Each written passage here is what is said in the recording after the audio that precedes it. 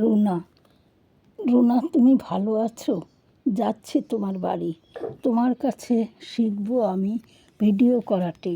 তোমার ভিডিও রোজ দেখি, ভালো লাগে আমার। তোমার বাড়ির নীরবতা মুগ্ধ করে আমায়। সাবলীলভাবে ভিডিও করো, আমার মনে ভয় আমি কেন পারি না তা কতবার দেখাতে হয়। কিভাবে ছবি তোলো, কিভাবে তা ছাড়ো, আমার কেন হয় না।